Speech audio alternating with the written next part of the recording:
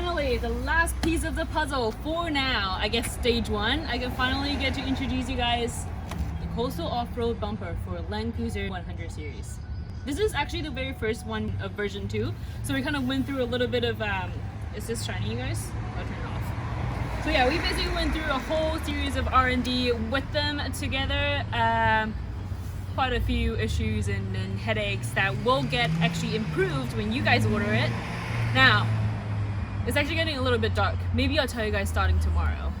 See you tomorrow morning. Okay, sorry, I changed my mind. Thought, why don't we just come out and make it out of the night? You might be able to hear the raindrops here and there. I apologize if that annoys you, but what's better to present you a brand from Vancouver than presenting it in the rain?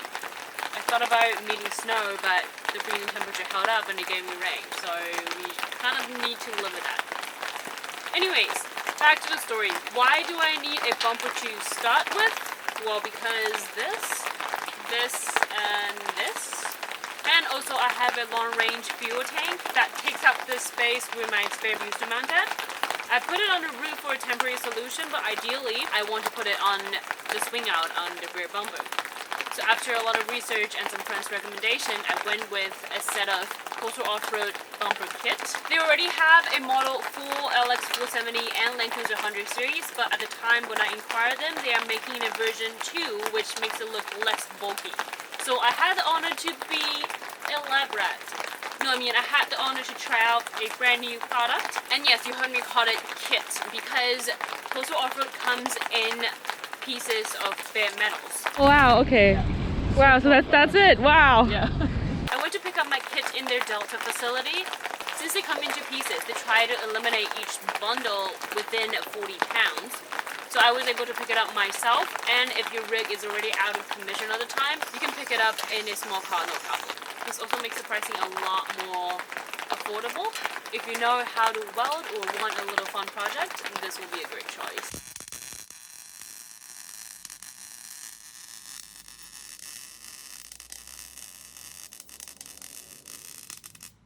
Doesn't seem too bad for my first ever line, right? Well, if you want to try out welding your own bumper, I have a discount code with them. I'll put it in the description below. But since I was on a little tight schedule to catch a solo trip that I've already booked, my mate, who is a fabricator by trade, helped me out. He has worked on a 3rd-gen Forerunner front and back bumper from Coastal Offroad, so I'm pretty confident he knows what he's doing. And I also asked him, he is open to take on more projects, so if you're in Vancouver and need a hand for this, let me know, email me, I can connect you with my guy, but just please give him more time than I did. I was actually pretty brutal. I'll get into that a little bit. So 2 weeks before my trip, we started working on the bumper in the shop, set bye to the factory plastic, and started putting the pieces together. And quickly we noticed some issues. The bottom and back piece of the main bumper, when put together, creates too big of a gap. 30 seconds. Too far out. We quickly contacted Coastal Offroad to make new pieces with piece adjustment, and those arrived 2 days later. The new piece at the bottom has the right mounting location. This is the correct version you will get. You are welcome.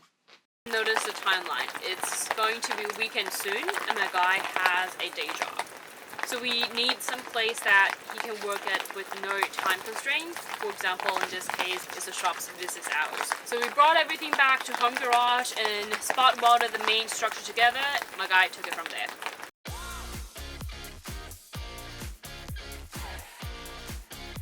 Since we also need to factor in the time for sandblasting and powder coat, we basically only have 3 days left for him to run through the welds. And essentially no time for error. It has to fit. Anyone else up for this challenge? It really stretched our capacity of growth, but I don't think I'll put anyone through this ever again. More time definitely will yield finer detail as you spend more hours in buffing. Since I was also doing other mechanical maintenance for the time being, I kept the car in the garage. However, if you are not welding it by yourself, I would recommend to keep the vehicle with your welder.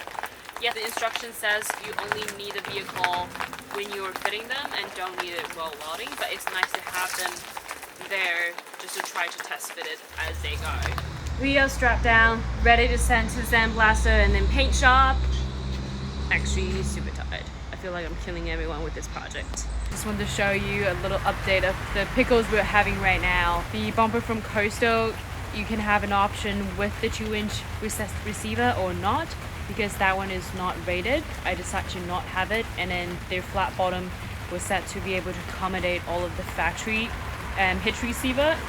But the problem is when I took mine out, instead of mounting just using these plates on the frame, I have one notch that comes up, and this bolt to the crash bar, and this one as well. So when I sent this to Coastal, they said they have never seen this version. The US version apparently do not have these.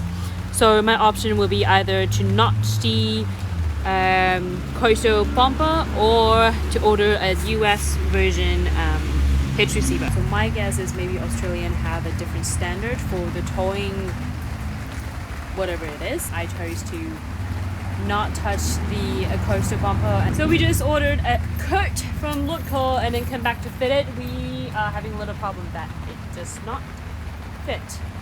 None of the holes really line up. There's at least 3 mil of distance. Final fitting after powder coat.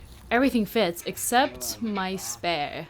Since the arms are universal, the length of the spare mount is enough to fit most alloy or aftermarket wheels. The factory steel wheels, however, have too deep of a backspace. The neck was not long enough and the spare tire was touching the arm before it can sit flush onto the mount, so that needs to be dealt with. Maybe potentially getting a spacer, but at least we have some space out here now because of these spacers, and we are pushing the latch out so the arm sits outside more.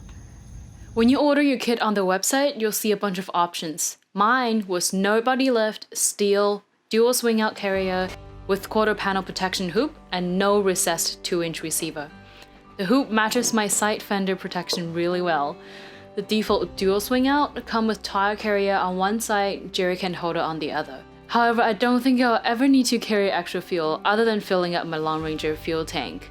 I can use that side to make a propane mount or a chainsaw carrier. Coastal also have the option for high lift jack mount, lots of possibility here. That'll be phase 2. My team needs a break.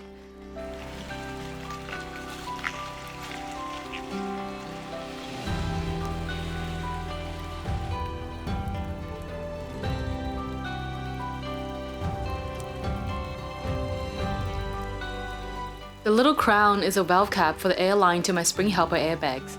Way better placement than before, right on the backside of my factory bumper.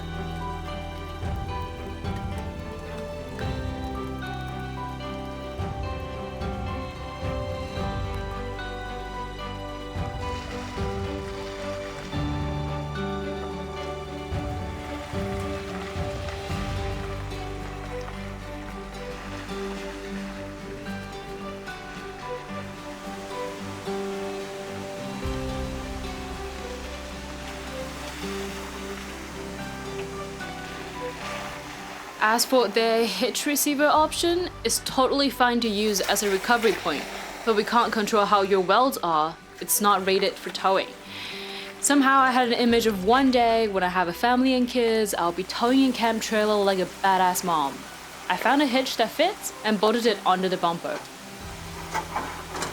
But soon realized the problem. Coastal Offroad is known for the high clearance armor, hence why their optional hitch was recessed, which gives you a better departure angle. I don't need to explain more here. Maybe I'll leave out the hitch until I actually have a trailer. So here you have it, the first version 2 Landcruiser rear bumper from Coastal Offroad. I went through the R&D improvement with my team, so you don't have to. Remember to use my code if you decide to build your own high clearance armor. Code applies to all models. Have a great day. See you on the trail.